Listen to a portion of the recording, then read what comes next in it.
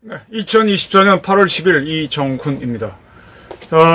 정부에서 김영석 씨를 독립기념관 관장에 임명하겠다라고 하니까 광복회가 강하게 반대하면서 다가오는 광복절 행사에 참여하지 않겠다라고 선언을 했습니다. 이러한 광복회를 보면서 저는 정신 차려라는 말을 하고 싶습니다. 대한민국 임시정부가 만들었던 건국강령 잊었는가? 광복회는 대한민국과 대한제국을 구별하지 못하고 있다. 이런 비판을 좀 하고자 합니다. 우선 팩트부터 보겠습니다. 지금 광복회 회장이 이종찬 전 국가정보원장이죠. 이종찬 회장의 아들이 연세대학교 법학전문대학원 교수인데 그 아드님은 윤석열 대통령하고 상당히 친한 친구입니다. 이름은 얘기하지 않겠습니다. 그 아드님은 일부러 윤석열 정부에 참여하지 않았죠. 일각에서는 윤석열 정부가 문제가 있는 이종찬 씨를 광복회장에 임명하게 한 거는 자기 친구인 연대 교수, 연대 법대 로스쿨 교수와의 친분 때문이다 라는 얘기가 있었습니다.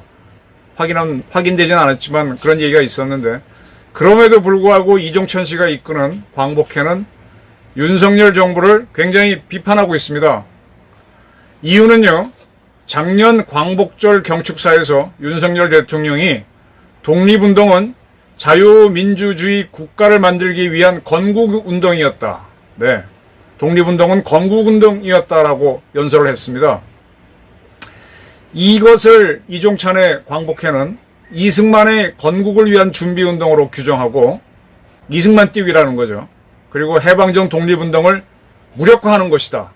일본이 우리를 식민 지배한 것을 정당화했다라고 주장하면서 반발했었습니다. 그리고 이제 이번에 며칠 후면 또 광복절이 오는데, 이때 윤석열 대통령은 민족공동체 통일 방안을 수정해서 새로운 통일 방안을 내놓겠다라는 예고가 있었는데, 이러한 통일 방안 내세우는 거하고 광복절과 별도로 건국절을 만들겠다라고 하는 윤석열 대통령의 의도에 반대한다라고 하면서 광복절 행사에 참여하지 않겠다라고 그랬습니다. 이러한 광복회의 주장에 안중근 기념사업회, 3.1 독립유공자 유족회, 우남 김성숙 선생 기념사업회 등 25개 광복회랑 관련된 단체들이 역시 불참을 선언했습니다. 그러면서 현재 내놓은 이유는 뭐 지난해 있었던 윤 대통령의 광복절 경축사 또는 뭐 앞으로 있을 올해 광복절 경축사 내용은 이미 지나갔거나 아직 발표되지 않았으니까 시비를 걸지 못하니까 지금 김영석 씨를 독립기념관 관장에 임명한 걸 핑계로 광복절 행사에 참여하지 않겠다라고 주장하고 있습니다. 김영석 관장이 뉴라이트라는 거예요. 뉴라이트는 우파는 우파인데 조금 독특하죠. 저는 개인적으로 뉴라이트 주장에 관심이 좀 많은 사람입니다. 근데 정확하게 말하면 뉴라이트 계열의 그 모임에 김영석 관장이 속했다는 얘기는 전 들어본 적은 없어요. 뭐 본인이 생각은 얼마나 가까운지 몰라도. 근데 어쨌든 간에 이들은 김형석 씨가 뉴라이트라는 이유로 광복절 행사에 참여하지 않겠다. 왜 그런 사람을 독립기념관장에 임명했느냐라는 시비인데, 글쎄, 독립기념관. 이거 우리가 수없이 생각해 봐야 되는 겁니다.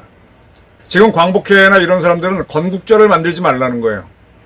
건국절을 만들지 말라는 거고, 윤석열 정부하고 또 다른 이제 세력들은 건국절이 필요하다는 의지를 갖고 있습니다. 저도 개인적으로 건국절은 필요하다고 보는 그런 사람입니다.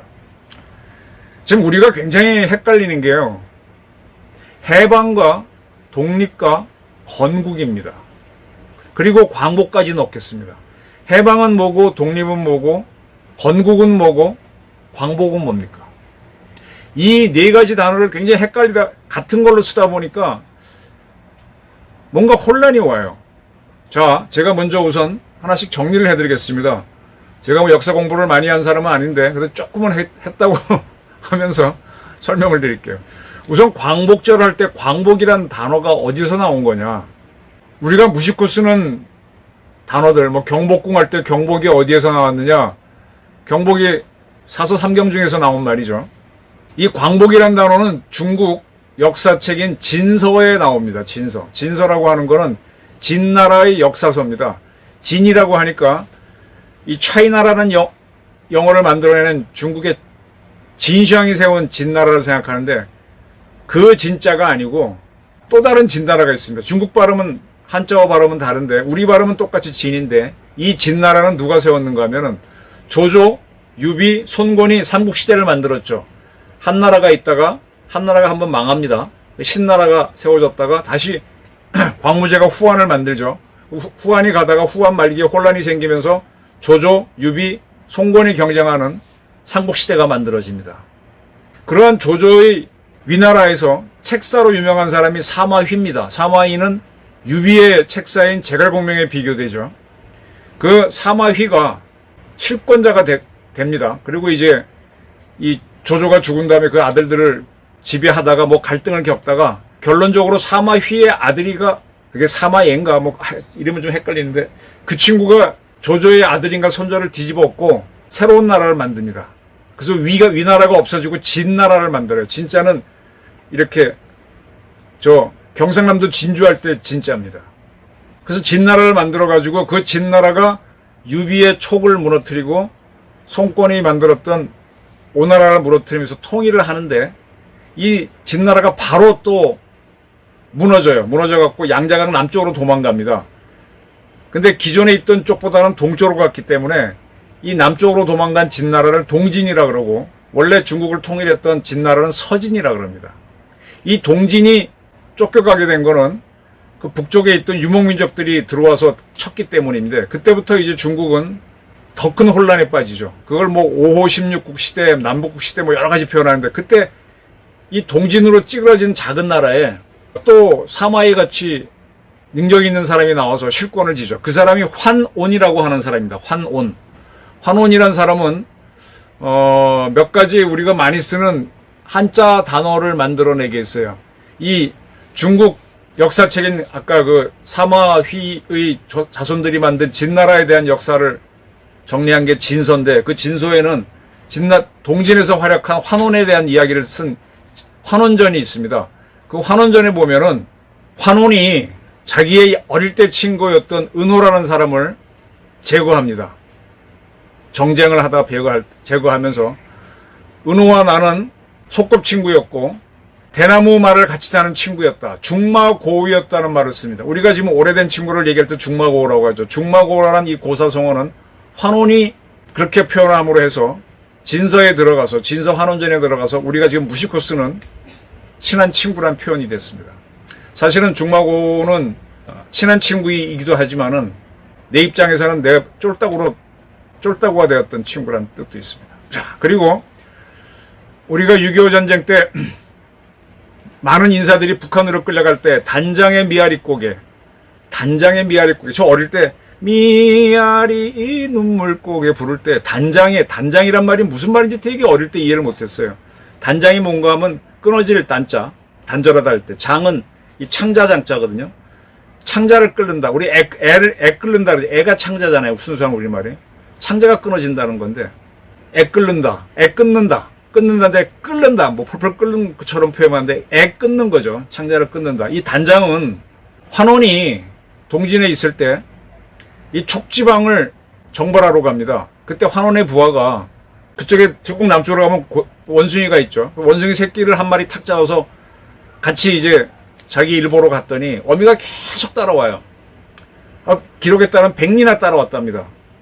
그러다 너무 따라오다가 이 사람이 무서우니까 사람한테 오지 못하고 그러다가 스스로 죽었길래 그 배를 갈라봤더니 이 창자가 다 끊어져 있더랍니다. 지 새끼를 잡아가서 너무 애가 타서 애미가 따라오다가 애미 원숭이가 죽었는데 창자가 끊어졌더라. 그때서부터 이 중국 고사에서 단장, 너무 이 애를 태우면 장이 끊어지는구나, 창자가 끊어지는구나 해서 단장이란 말이 만들어졌고요. 그 다음에 또 환원과 관련된 유명한 말은 우리 유방백세란 말이 있죠.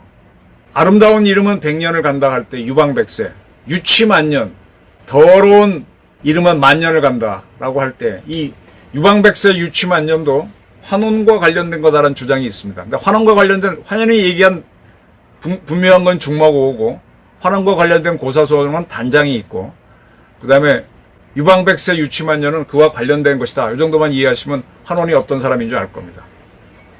이 환원이 동진에서 실권자가 돼요. 황제를 누르고. 그러면서 뭘 추구하는가 하면은 자기네 원래 수도가 양재강 북쪽에 있었어요. 그 옛날 서진처럼 중국을 통일하고 싶은 거죠. 그래서 계속 이 친구가 북보를 주장합니다. 그때 북보를 주장할 때 내세웠던 구호가 광복구경이죠. 광복구경. 이 구경은 옛구자고 경자는 서울경자입니다. 옛날 우리 수도, 옛날 우리 땅을 회복하자. 중국에서는 오래전부터 이 우리나라에서도 백제가 망한 다음에 후백제가 생겼었죠. 고구려가 망한 다음에 고려도 후고구려라는 입장이었죠. 이렇게 망한 나라를 다시 세우는 것을 복국이라고 그럽니다. 복국인데 이 복국을 아름답게 표현한 말이 광복이에요. 사실은 진나라는 동진으로 찌그러들었지 망한 건 아닌데 그래도 망한 것과 진배 없으니까 옛날 다시 영화를 되찾자. 다시 복국을 하자는 개념으로 옛 수도를 되찾아서 그래서 복국하자는 개념으로 광복 구경을 주장합니다. 여기에서 광복이 많이 나온 거예요. 즉 망한 나라를 다시 세우는 거.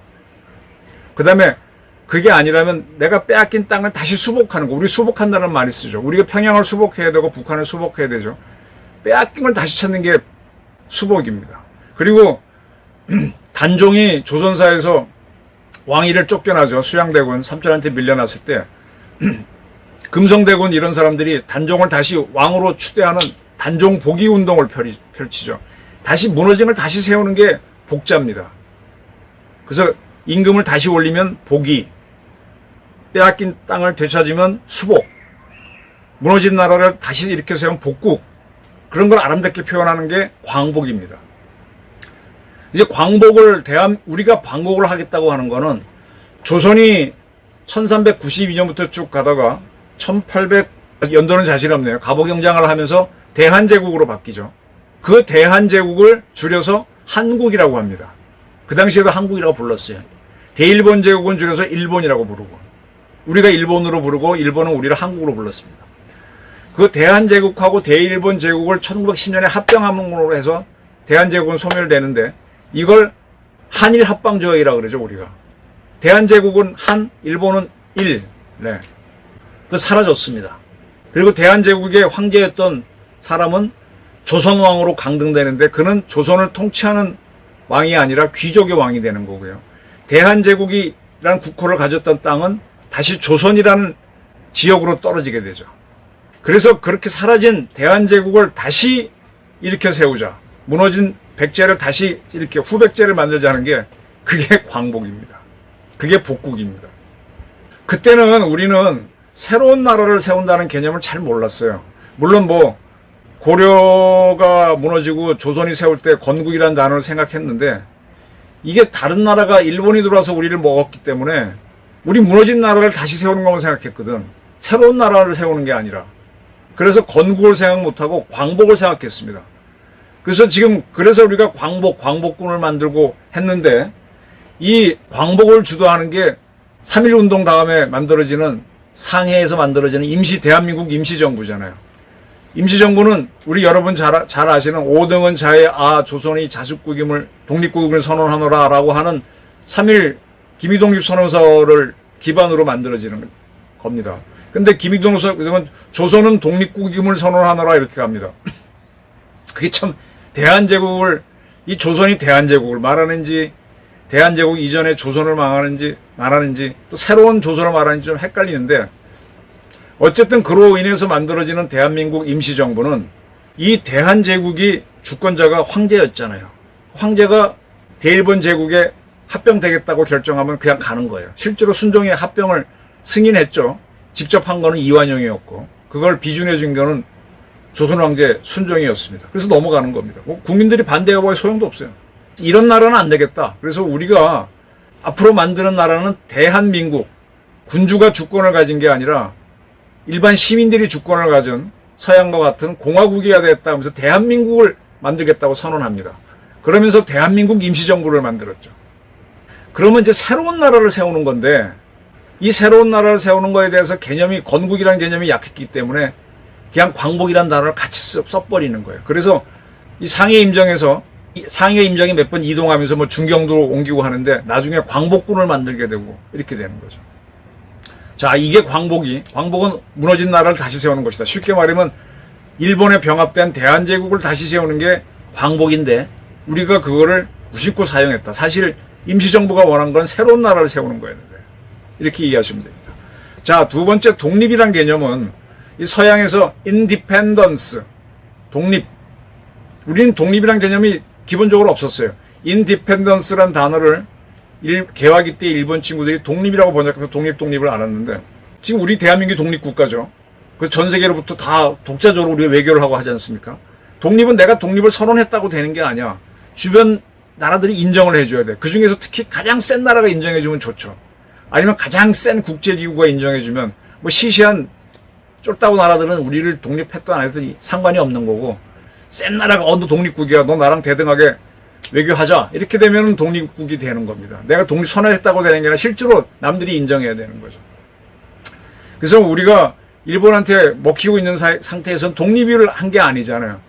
그래서 우리가 독립도 추구합니다. 광복도 추구하면서. 그래서 우리 임시정부와 관련돼서 싸웠던 부대는 임시정부가 중국군하고 합의해서 만들었던 군대는 광복군이고 또 그와 별도로 우리의 독립을 위해 싸웠던 군대는 독립군이라고 하는 겁니다. 만주에서 싸웠던 독립군들이 있었다. 이제 우리 독자적인 주권을 가져야 된다. 임정하고는 직접 관계없이 움직이는 부대들이 독립군이라고 많이 불렀습니다. 그 다음에 또 하나가 해방이라는 단어가 있어요.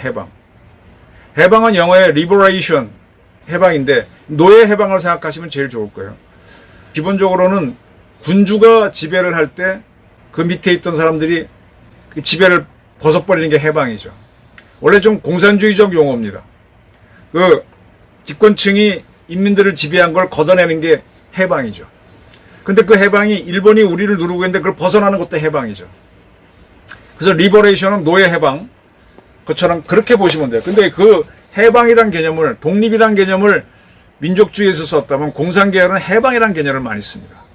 대항 독립군가야 조국의 부르심을 누가 하는 삼천리, 이런 독립군가도 있고 해방가도 있고 해방해 이런 이 독립, 우리 그 일제 때 부른 그런 노래가 나오는 거죠. 해방과 독립이 비슷한데 해방은 외세로부터의 해방도 있지만 같은 민족 사이에서의 이 지배구조 속으로 해방도 있습니다. 그래서 중국은 자기네 육군을 People's Liberation Army라고 그럽니다. 인민해방군이라고 그러죠. 그러니까 중국군은 그전에 일본의 반식민지였고 그전에는 만주족의 식민지였죠. 그로부터 해방된 것도 있지만 중국 내에서 이 부르주아지나 이런 사람들이 인민을 억압하고 있는 걸 해방시켜준 군대라는 뜻으로 인민해방군이란 말을 쓰고요.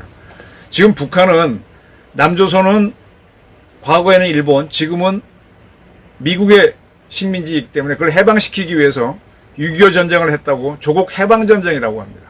그들은 하여간 외세든 뭐든 먹히고 있는 걸 풀어주면 해방이라는 거죠. 그래서 우리가 지금 광복이란 단어를 아까 제가 이제 복국에 가까운 거라 그러는데 복국이란 말은 Restoration of State, 국가를 다시 회복하는 거로 번역해야 되는데 우리는 광복절을 영어로 뭐라는가 하면 The Liberation Day of Korea 이렇게 번역합니다. Liberation, 한국의 해방절이라고 번역하고 있어요. 그러니까 우리가 광복이란 말은 복국, 없어진 나라를 다시 세우는 건데 한국을 해방시킨 날로 영어로는 표현하고 있습니다. 그러니까 우리가 광복에 대해서 개념이 헷갈려 있는 겁니다.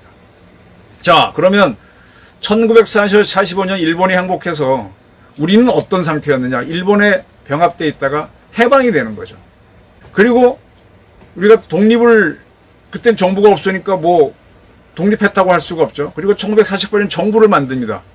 그리고 우리 정부 만들었어 하고 독립국가를 선언하니까 유엔이 인정해 주죠. 미국이 만든 유엔이 인정하니까 순식간에 유엔 회국 전체가 다 인정하게 돼서 우린 미국이 인정하면 제일 센 나라 인정해 주면 되니까. 그리고 1965년에 일본하고 국교 정상화하면서 일본은 대한민국의 독립을 인정하게 됩니다. 그래서 우리는 이제 독립을 이룬 거죠. 그런데 그렇게 독립을 이뤄서 독립과 동시에 우리가 나라를 대한민국을 만들었는데 이게 그러면은 대한제국을 이은 나라냐? 아니죠. 그때는 군주국가였고 지금은 공화국가잖아요. 이게 그때 우리가 건국을 한 거예요. 48년 8월 15일에. 우리가 광복한 적은 없어요. 우리가 45년 8월 15일 해방한 적은 있습니다. 그리고 48년 8월 15일 우리는 건국을 했고 그리고 우리가 그때 독립을 확실하게 보장받은 겁니다. 근데 우리는 해방이나 독립이나 건국이라는 개념을 잘 몰랐을 때 외정 때 광복이라는 단어를 쓰면서 그냥 광복으로 왔던 거죠. 그 개념을 모르고 살다가 이제 그건 아니다. 지금 우리나라에서 여러분 지금 화폐 무슨 돈 갖고 계십니까?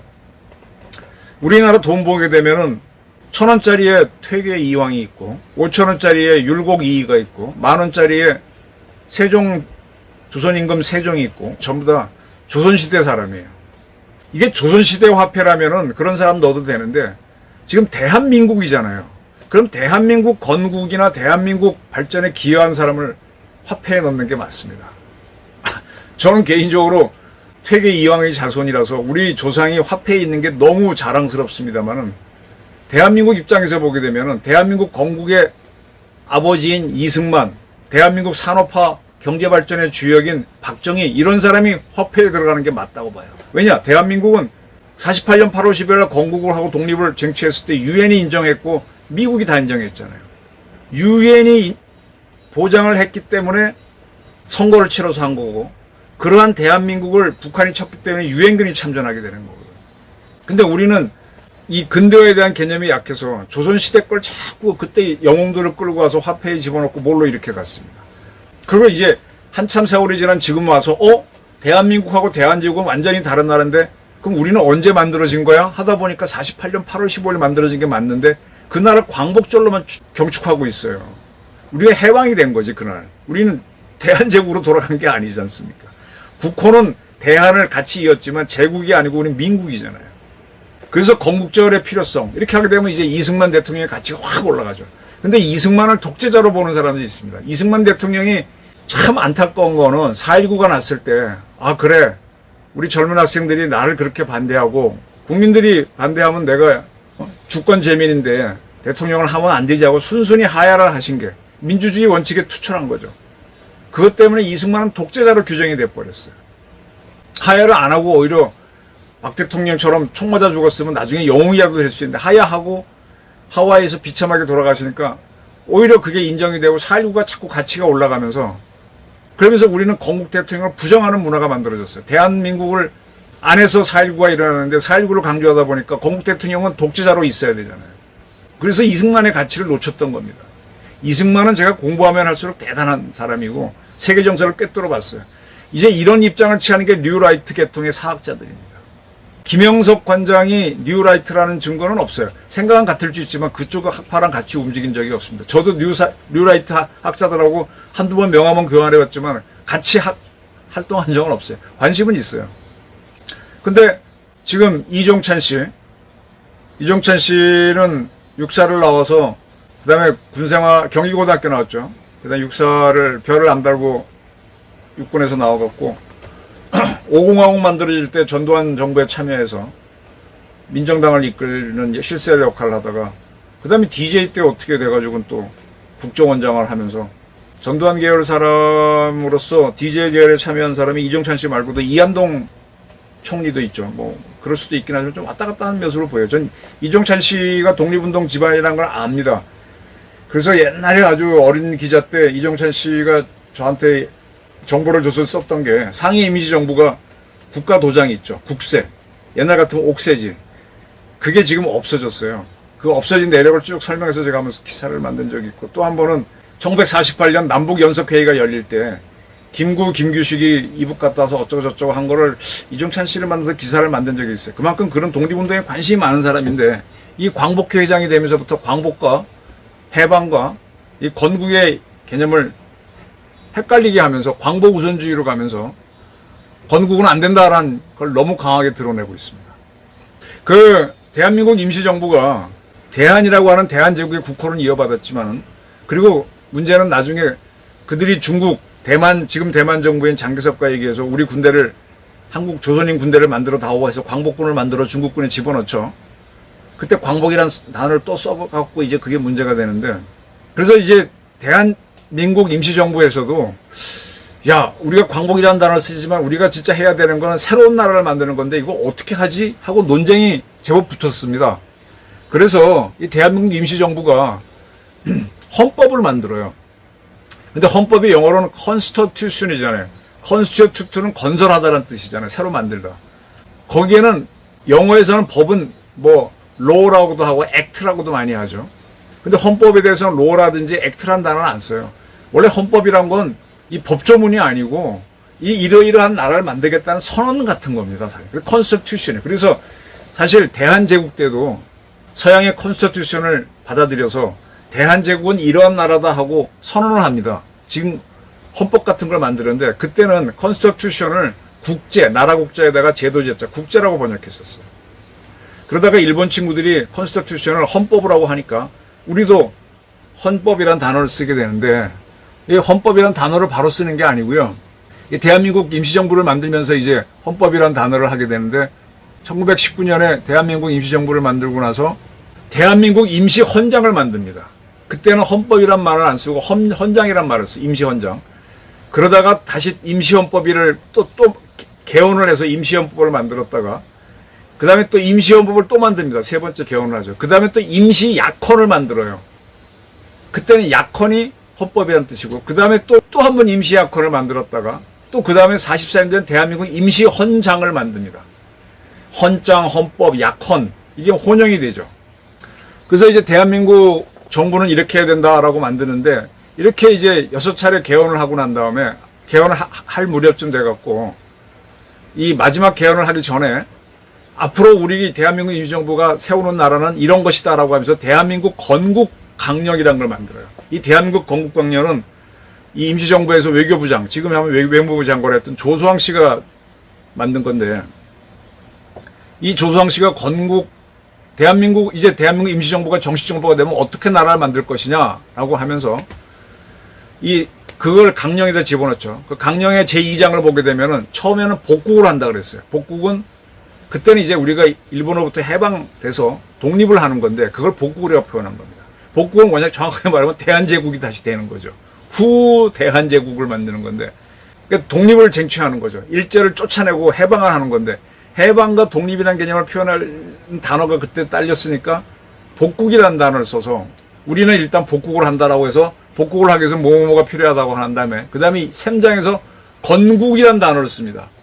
일단 우리나라를 되찾은 다음에 우리는 군주국가가 아닌 공화국으로 간다면서 이 공화국은 교육을 어떻게 하고 경제를 어떻게 하고 이 공화국에 맞게 쭉 몇 개 항을 쭉 쓴 게 건국강령이 있습니다. 이 조수왕 씨가 그걸 만들어서 대한민국 임시정부가 채택을 했던 거죠.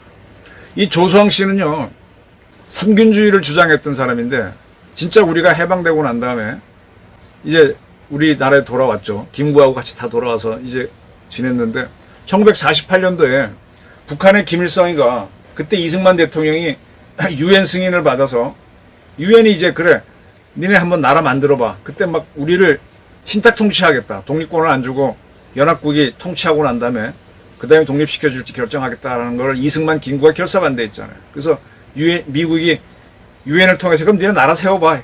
인정해줄게 해서 나라를 세우는 쪽으로 갑니다. 그러니까 그걸 눈치를 보는데 그때 북한은 반대합니다. 김일성이. 그래서 북한은 아니다. 우리는 그대로 신탁 통치 받아야 되겠다고 하면서 북한이 떨어져 나가니까 그럼 남한만이라도 나라를 만들래. 요걸 이제 단독 정부라서 단정이라 그러는데 이 단정으로 갈 수밖에 없다고 주장한 사람이 누군가 하면 이승만이에요. 굉장히 이 양반이 이 건국과 이 독립에 대한 확실한 의지가 있었던 거예요. 이 단정을 지지했던 사람이 조수왕입니다. 그럼에도 불구하고 이 단정을 한다고 하니까 김일성이가 야 그렇게 하면 뭐야 하면서 반대한다는 이 바람 잡기 위해서 남북 연석회의를 해갖고 남쪽 사람들 또 오라 그럽니다. 그래서 김구 김규식이 가는데 조수왕도 가요. 갔다가 김구 김규식은 갔다가 완전히 들러리 서서 이 북한의 정통성이 있는 걸 북한도 결국은 단정으로 갔거든. 김구 김규식은 갔다 와서 그게 이용 나오고 와서 아무 소리도 안 하니까 야, 이거 공산주의 국가 만들자는 거야? 라고 하면서 서북청령단에 있었던 육군 소위 안두희 씨가 가서 암살하는 거죠. 저는 안두희 씨를 마지막으로 장시간 인터뷰한 기자라고 수없이 말씀드렸습니다. 내가 안 했어도 2번, 3번, 4번이 저렇게 공산주의를 옹호하고 하는 사람 우리는 용납할 수 없다. 근데 내가 일바로 가서 바로 임무를 수행했다는 얘기를 했었습니다. 근데 조수왕 씨는 갔다 와가지고 야, 내가 속은 거다. 이거 김일성한테 속은 거다 하면서 북한을 맹렬하게 비난합니다. 조수왕은 김구나 김규식과 달랐어요. 근데 이 조수왕 씨는 6.25 전쟁이 일어났을 때 월남을 안 하고 있다가 서울에서 북한한테 붙잡혀서 북한이 인천 상륙작전으로 패퇴할 때 북한으로 끌려갑니다. 김구 선생은 안두희가 암살했으니 돌아가셨고 김규식도 북한으로 끌려가서 돌아가시고 조수왕도 돌아가십니다. 그 조수왕 선생이 그 다음에 뭐 북한에서 어떤 행동을 했느냐에 대해서 말이 굉장히 많은데 어쨌든 1989년 그게 노태우 정부 때 대한민국은 조수왕 씨한테 대한민국 건국훈장을 수여했습니다. 그런 분입니다. 그런 분이 우리 앞으로 우리 만들 나라는 복국이고 그 다음에 건국이다라고 하는 건국 헌장을 만든 바가 있어요. 대한민국 임시정부도 이걸 추진했던 겁니다. 그러면 우리가 언제 건국을 했어요? 해방이 된 거는 45년 8월 15일이 맞아요. 그때 독립을 했다고는 할 수 있지만 인정을 못 받은 건데 48년 8월 15일 정부를 딱 세우니까 유엔이 인정하죠. 미국 등 유엔 회원국이 다 인정하니까 독립국가가 된 거고 그때 우리가 꿈꾸던 주권 재민에 의한 국가를 드디어 만든 겁니다. 그래서 48년 8월 15일을 건국절로 하자는 게 윤석열 대통령의 지난해 연설인데 이거를 결사적으로 반대하는 게 광복이라는 단어 지상주의로 가는 이종찬 광복회장이고 그 다음에 다른 몇몇 광복회 유관단체들이 반대하는 거죠. 자, 어떤 게 옳다고 보십니까? 저는 정치학을 공부하는 사람으로서 건국절이 필요하다. 이제 예를 들면 말입니다. 독일 같은 경우 1차 대전을 일으킨 독일, 그게 1차 대전 때 패망하잖아요. 그 다음에 바이마르 공화국에서 새로운 독일을 만들죠. 그게 나중에 나치 독일이 되긴 하지만. 그러니까 독일은 보게 되면 1차 대전 이전의 독일군은 다른 국가였잖아요. 그때는 이제 독일 제국의 군대고, 근데 요건 군대고, 그 다음에 45년 독일이 또 전쟁에 지지 않습니까? 그리고 새로운 독일을 만들었을 때는 그거는 무슨 군이고, 이름이 다르더라고요. 지금 우리나라 대한민국의 국군은 국군이죠. 조선시대 때 군대는 우리 국군이라 그럽니까? 거기도 고유 명사가 있어요. 근데 우린 그걸 잘 몰라. 우린 그걸 구별할 줄 몰라요. 지금 우리의 대한민국은요, 대한제국이나 조선하고는 그 책임은, 그 병폐는 이미 다 역사에 묻고 우리 새롭게 만든 나라입니다. 그러니까 우리는 건국을 한 나라예요. 완전히 우리 역사, 반만년 역사에서 이렇게 주권제민을 해본 적이 없습니다. 근데 이걸 경축을 안 해? 이 경축하는 순간부터 이승만은 영웅이 되는 거죠. 이거를 결사적으로 반대한 게 공산주의 세력이거든. 에? 저는 공국절을 만들어야 된다고 봅니다. 그리고 우리나라 화폐에서도 이제 대한민국의 돈이잖아요. 이게 조선시대 돈이 아니까 대한민국을 만들고 기여한 이승만, 박정희 등등 또 위대한 운동선수도 좋고 이런 사람이 화폐에 들어가야지. 동상은 조선시대, 고구려시대 동상이 있을 수 있지만 역시 대한민국 건국에 기여한 사람들이 광화문 광장에 세종대왕하고 이순신도 있어야 되지만 그 한가운데 대한민국 건국을 한 사람이 누구야? 이승만이면 이승만 딱 있어야지. 그래서 지금 많은 분들이 광화문 광장을 이승만 광장으로 부르자. 그리고 대한민국 이렇게 만들어낸 박정희 동상이 있어야지. 시정학 광장을 박정희 광장으로 부르자 이렇게 얘기하지 않습니까? 대한민국에 반대한 세력들이 자꾸 뭐 동상 만들고 그건 갈 수가 없는 거죠. 우리의 체제를, 자유민주 체제를 지켜야지. 그래서 윤 대통령 지난해 연설은 옳은 겁니다.